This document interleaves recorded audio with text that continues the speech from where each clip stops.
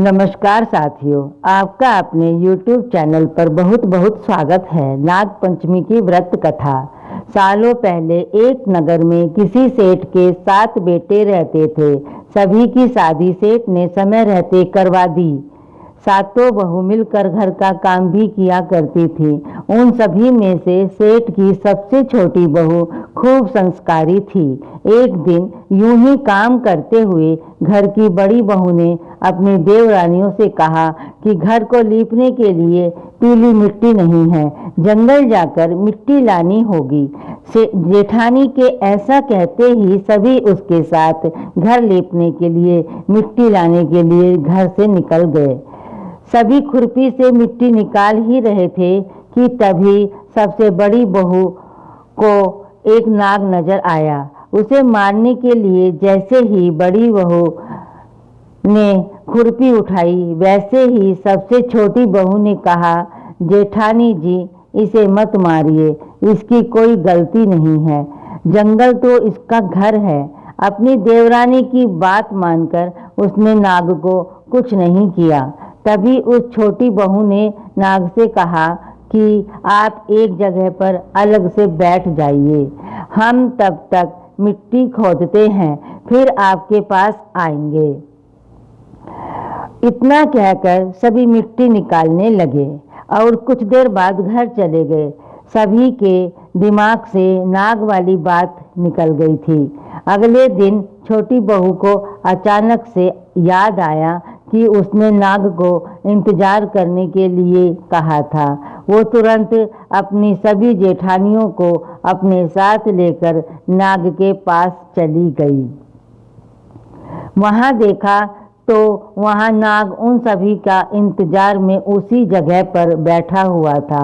नाग को देखते ही छोटी बहू ने प्यार से कहा, भैया, कल हम लोग आपके पास आना भूल गए थे, उस बात के लिए आप हमें माफ कर दीजिए।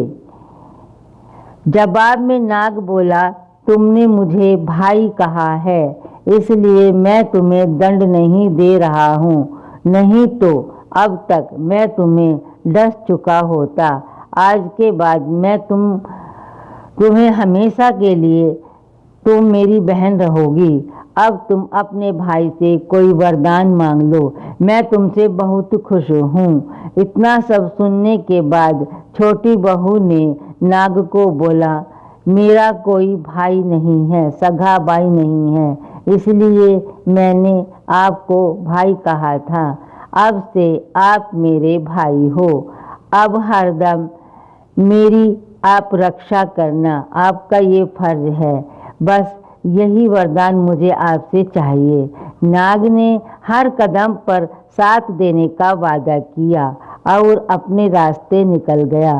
सेठ की सारी बहू भी घर लौट गईं। कुछ समय बाद नाग इंसान का रूप बनाकर अपनी बहन से मिलने सेठ के घर गया। उसने सेठ से कहा कि मेरी छोटी बहन को बुला दो, वो आपकी छोटी बहू है। पहले तो उनके मन में हुआ कि बहू का कोई भाई ही नहीं था, ये कहाँ से आ गया। फिर भी उन्होंने अपनी छोटी बहू को बाहर बुलाया। नाग ने साथ में बहन को अपने घर लेकर जाने की बात की। सेठ ने इसकी भी आज्ञा दे दी।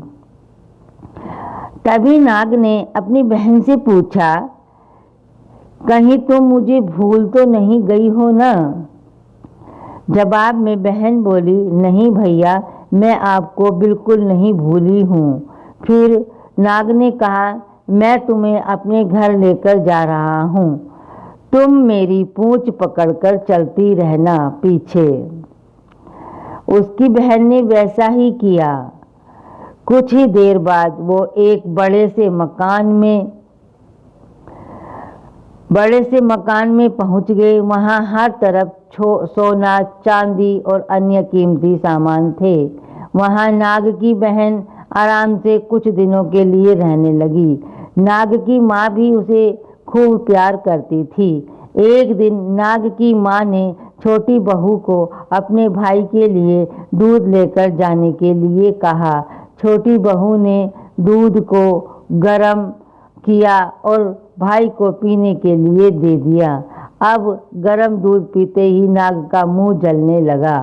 ये सब देखकर नाग की माँ को खूब गुस्सा आया।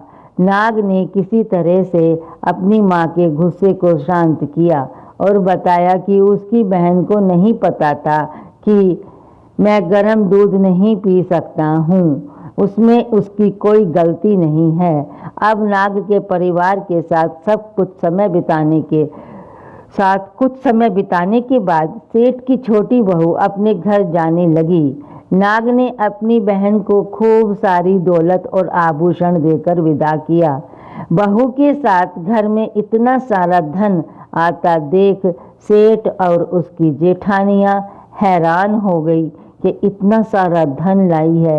एक दिन नाग की बहन को घर की बड़ी बहू ने कहा कि तुम अपने भाई से और सोना चांदी लेकर आओ, उसके पास तो खूब पैसा है, वो तुम्हें मना नहीं करेगा। छोटी बहू ने अपने भाई नाग को यह बात बताई। इसके बारे में पता चलते ही नाग ने अपनी बहन का घर तरह तरह के आभूषणों से भर दिया। सभी जेवरातों में से एक हीरे का हार बेशकीमती था।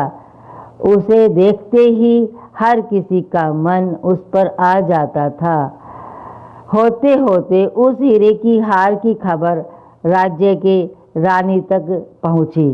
उसने छोटी बहू से हार लेकर खुद अपने पास रख लिया। दुखी होकर सेठ की छोटी बहू ने अपने भाई को इसके बारे में बताया। गुस्से में उसके नाग भाई ने रानी के गले के हीरे के हार को नाग बना दिया। इससे डरकर रानी ने एकदम हार को अपने गले से उतारा और सेठ की छोटी बहू को महल में बुलवाया। उसके महल पहुंचते ही रानी ने छोटी बहू को बताया कि कैसे हार उसके गले में नाग बन गया था और उससे इसकी तब सेठ की छोटी बहू ने बताया कि नाग भाई ने यह हार सिर्फ मुझे पहनने के लिए दिया है, इसे कोई दूसरा इंसान गले में डालेगा तो यह तुरंत सांप बन जाएगा। इस बात को सही साबित करने के लिए रानी ने सेठ की बहू को सांप बन चुके हार को पहनने के लिए कहा। छोटी बहू ने जैसे ही नाग बने हार को गले में डाला तो वो दोबारा हीरे के हार में बदल गया। महारानी ने ये सब होते हुए खुद अपनी आंखों से देखा और हैरान रह गई। अब उसे सेठ की छोटी बहू की बात पर यकीन हो गया। उसने हार छोटी बहू को अपने साथ लेकर जाने के लिए कहा। इतना सब होने के बाद रानी ने सेठ की छोटी बहू को कुछ सोने की मुद्राएं देकर महल से विदा कर किया। सावन मास में 2 नाग पंचमी तिथि आती हैं, एक शुक्ल पक्ष और एक कृष्ण पक्ष। कृष्ण पक्ष यानी 7 जुलाई को जो नाग पंचमी मनाई जाएगी वह सिर्फ राजस्थान, बिहार और झारखंड राज्यों में रहेगी। आइए जानते हैं नाग पंचमी की तिथि, मुहूर्त और महत्व के बारे में। नाग पंचमी तिथि और मुहूर्त। 7 जुलाई को कृष्ण पक्ष की पंचमी तिथि सुबह 3:13 पर आरंभ होगी और 7 तारीख की मध्य रात्रि 12:18 पर समाप्त होगी। 21 अगस्त को शुक्ल पक्ष की पंचमी तिथि और 20 अगस्त को रात 12:23 पर पंचमी तिथि लगेगी और 21 तारीख को रात में 2:01 पर यह तिथि समाप्त हो जाएगी। नाग पंचमी का महत्व। भारत के प्राचीन महाकाव्यों में से एक महाभारत में राजा जन्मेजय नागाओं की पूरी जाति को नष्ट करने के लिए एक यज्ञ करते हैं। यह अपने पिता राजा परीक्षित की मृत्यु का बदला लेने के लिए था, तो तक्षक सांप के घातक काटने पर का शिकार हो गए थे। हालांकि प्रसिद्ध ऋषि आस्तिक जन्मेजय को यह यज्ञ करने से रोकने और नागों के बलिदान को बचाने की खोज में निकल पड़े। जिस दिन यह बलि रोकी गई वह शुक्ल पक्ष की पंचमी थी, जिसे अब पूरे भारत में नाग पंचमी के रूप में मनाया जाता है। कई हिंदू धर्म ग्रंथों और महाकाव्यों में सांप या नागा महत्वपूर्ण भूमिका निभाते हैं। महाभारत, नारद पुराण, स्कंद पुराण और रामायण जैसे ग्रंथों में सांपों से जुड़ी कई कहानियां हैं। एक और कहानी भगवान कृष्ण और नाग कालिया से जुड़ी है, जहां कृष्ण यमुना नदी पर कालिया से लड़ते हैं और अंत में मनुष्यों को दोबारा परेशान न करने के वादे के साथ कालिया को माफ कर देते हैं। गरुड़ पुराण के अनुसार नाग पंचमी पर नागों की पूजा करने से भक्त को सौभाग्य और समृद्धि की प्राप्ति होती है। कहानी कैसी लगी कमेंट बॉक्स में ज़रूर बताना। इसी प्रकार की पौराणिक, धार्मिक, लोक कथा, प्रेरणादायक, शिक्षाप्रद, रोचक एवं मनोरंजक कहानियाँ सुनने के लिए हमारे चैनल को सब्सक्राइब करें, वीडियो को लाइक शेयर करें। जय श्री राधे कृष्ण। बोलो नाग देवता की जय, बोलो मेरे कृष्ण भगवान की जय। हमारे चैनल को सब्सक्राइब जरूर कर ले, जिससे कि अच्छी अच्छी कहानी आपको हम सुनाएं। Thank you for watching.